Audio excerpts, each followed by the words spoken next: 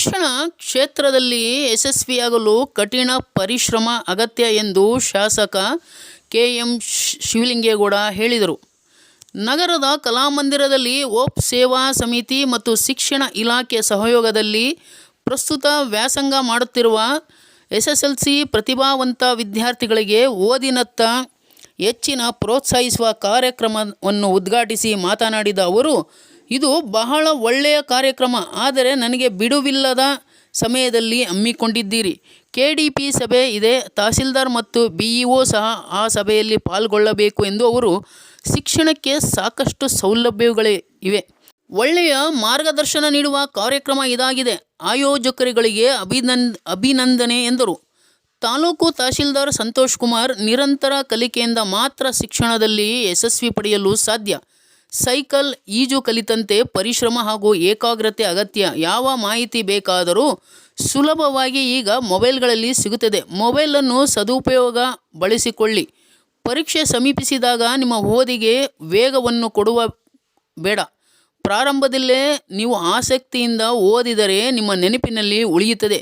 ಪರೀಕ್ಷೆ ಒಂದು ವಾರ ಇದೆ ಎನ್ನುವಂತೆ ಕಠಿಣ ಓದಿದ ಅಗತ್ಯವಿಲ್ಲ, ಉಪಯೋಗವಾಗದು ಎಂದು ಅವರು ತಾವು ಉಪನ್ಯಾಸಕರಾಗಿ ನಂತರ ತಹಶೀಲ್ದಾರ್ ಆಗಲು ಸಹಕಾರಿಯಾಯಿತು ಎಂದರು. ಬೇಡದ ವಿಷಯಗಳ ನಿಮ್ಮ ತಲೆಯಲ್ಲಿ ಬಹಳ ದಿನ ಉಳಿಯುತ್ತದೆ, ಆದರೆ ಬೇಕಾದ ಪಠ್ಯಗಳ ವಿಷಯ ಪರೀಕ್ಷೆಗೆ ಮುನ್ನವೇ ಮರೆತು ಹೋಗುತ್ತದೆ. ಇದಕ್ಕೆ ತರಗತಿಯಲ್ಲಿ ಮತ್ತು ಮನೆಯಲ್ಲಿ ಓದುವ ಸಮಯದಲ್ಲಿ ಏಕಾಗ್ರತೆ ಕೊರತೆ ಕಾರಣ ಎಂದು ತಿಳಿಸಿದರು. News bureau, H D. ಸೀತಾರಾಮು, ಹಿರಿಯ ಪತ್ರಕರ್ತರು, ಅರಸೀಕೆರೆ.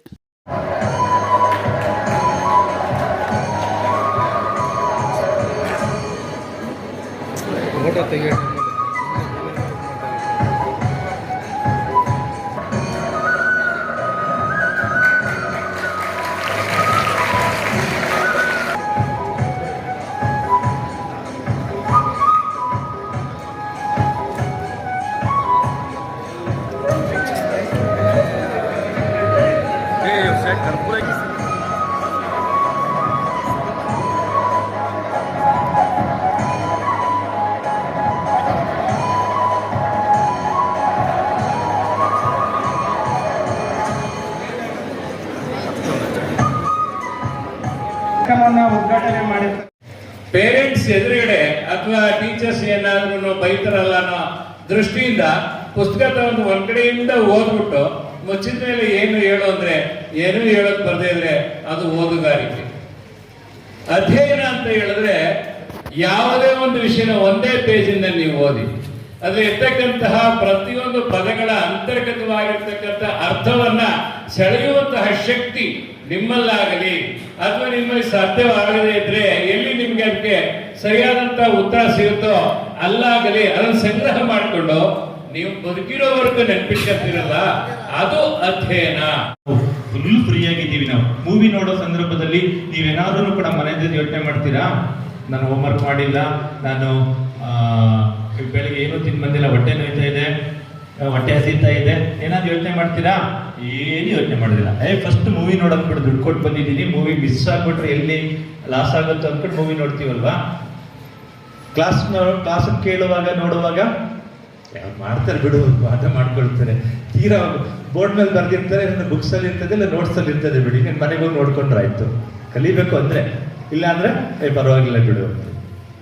ಅಲ್ಲಿ ನಾವು ಆ ಕಾನ್ಸಂಟ್ರೇಷನ್ ಅನ್ನ ಮಾಡದಲೇ ಇದ್ದಾಗ, ಇಲ್ಲಿ ಕಿವಿಗೆ ಕೆಲಸವನ್ನ ಕೊಡದಲೇ ಇದ್ದಾಗ, ಸಾಂಗನ್ನು ಕೇಳುವಾಗ, ಫಿಲ್ಮ್ ಡೈಲಾಗ್ಗಳನ್ನ ಕೇಳುವಾಗ ಕಿವಿ ಮುಚ್ಕೊಂಡು ನಾವು ಕೇಳ್ತೀವ, ಕಣ್ಣು ಮುಚ್ಕೊಂಡು ಮೂವಿ ನೋಡ್ತೀವ, ಇಲ್ಲ ಅಲ್ಲ. ಸೊ ಎಲ್ಲದನ್ನ ಕಡೆ ಕಿವಿನ ಇಷ್ಟಾಗ್ಲ ಅರಳಿಸಿ ಕಣ್ಣನ್ನ ಒಂದ್ ಸ್ವಲ್ಪನೂ ಮಿಡಿಸೋದಿಲ್ಲ.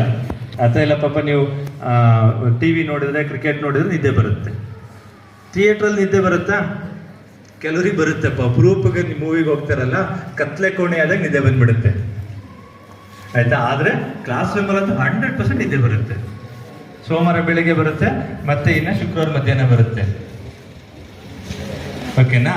ಸೊ ಅಲ್ಲಿ ನಾವು ಯಾವ್ದನ್ನ ಯಾವ ರೀತಿ ರಿಸೀವ್ ಮಾಡ್ಕೊಳ್ತೀವಿ, ಎಷ್ಟು ನಾವು ಅದರಲ್ಲಿ ಶ್ರದ್ಧೆಯನ್ನು ಆಸಕ್ತಿಯನ್ನು ತೋರಿಸ್ತೀವಿ ಅನ್ನೋದ್ರ ಮೇಲೆ ಆ ಕಲಿಕೆ ಎಂಬುದು ನಿಂತಿರ್ತದೆ ಅಲ್ವಾ. ಆ ಸಾಂಗು ಎಷ್ಟು ಸಲ ನಮ್ ಕಿವಿಗೆ ಬಿದ್ದಿದೆ? ಮಿನಿಮಮ್ ಅದನ್ನು 15, 20, 50 ಸಲ ಅಂತ ಅನ್ಕೋಬಹುದು, ಅಲ್ವಾ? 50 ಸಲ ಅದು ಬಿದ್ದಾಗ ಅದು ಇಲ್ಲಿ ರೆಕಾರ್ಡ್ ಸ್ಟೋರ್ ಆಗ್ತಾ ಹೋಗುತ್ತೆ. ಹೌದಾ?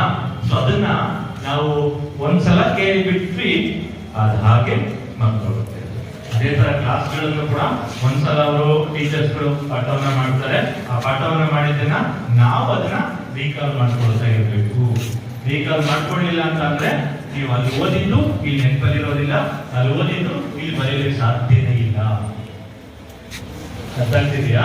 ಆಮೇಲೆ ಆ ಕಲಿಕೆಯನ್ನು ಹೇಗಿರ್ತದೆ ಅಂತಂದ್ರೆ, ನಿಮ್ಗೆ ಒಂದೇ ದಿನ ಕಲ್ತ್ರ, 2 ದಿನ ಕಲ್ತ್ರ, ಮಿನಿಮಮ್ 1 ವಾರ ತಗೊಂಡಿದ್ದೀರಾ? 1 ವಾರದಲ್ಲಿ 3 ಸಲ ಗೆದ್ದಿದ್ದೀರಾ?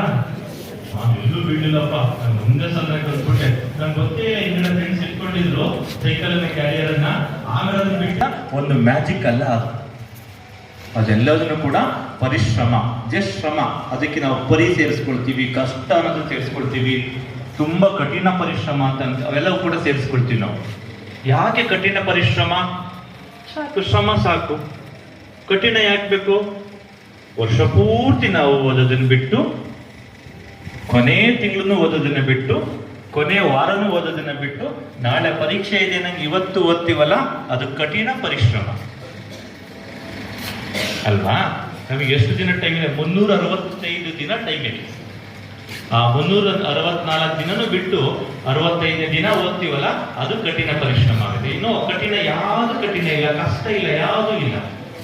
ನಾವೆಲ್ಲ ನೋಡ್ತೀವಿ, ಅದರ ಪೇಪರ್ ನೋಡ್ತೀವಿ, ಇಂಥ ಡ್ಯಾಶ್ ಅಕಾಡೆಮಿ, ಸೊ ಈ ಅಕಾಡೆಮಿ ಇಲ್ಲಿ ಓದಿದಂಥವ್ರು 99% 625 605 ಅಂಕಗಳು, 625ಕ್ಕೆ 624 ಅಂಕಗಳನ್ನು ಪಡ್ಕೊಂಡಿದ್ದಾರೆ. ಅದು ಹೇಗೆ ಸಾಧ್ಯಪ್ಪ? ನಮಗೂ 365 ದಿನ ಇರೋದು, ಅವ್ರಿಗೂ ಅಷ್ಟೇ ಇರೋದು. ನಮಗೂ 24 ಗಂಟೆ ಇರೋದು, ಅವ್ರಿಗೂ 24 ಗಂಟೆ ಇರೋದು. ಒಟ್ಟಿಗೆ ಅವರಿಗೆ 2 ಕಣ್ಣು ಇದೆ ಅನ್ಸುತ್ತೆ, ಇಲ್ಲಿ ಕಣ್ಣು ಸ್ಟ್ರೈನ್ ಆದ್ರೆ ಈ ಕಡೆ ಕಣ್ಣು ಬಿಟ್ಕೊಂಡು ಅವರು ಓದ್ಕೊಳ್ತಾರೆ ಅನ್ಸುತ್ತೆ ಅಲ್ವಾ? ಅವ್ರಿಗೆ ಒಟ್ಟಿಗೆ 98% ತಗೊಳಕ್ಕಾಗಲಿಲ್ಲ, ಅವನೇನ್ ತಗೋಬಿಟ್ಟ? ಅವ್ರಿಗೆ ಏನಾದ್ರೂ ಕೂಡ ದಿನಕ್ಕೆ 48 ಗಂಟೆ ಇದೆಯಾ? ಮಾತಾಡ್ಬೇಡಿ. ಅವ್ರಿಗೆ 48 ಗಂಟೆ ಇದೆಯಾ? ಇಲ್ಲ ಅಲ್ವಾ?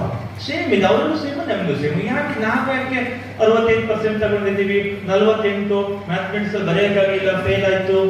ಬರೀ ಸಲ್ಸಿದಷ್ಟೇ ಅಲ್ಲ ನಾನು ಹೇಳ್ತಿರೋದು, ಎಲ್ಲ ಸಬ್ಜೆಕ್ಟ್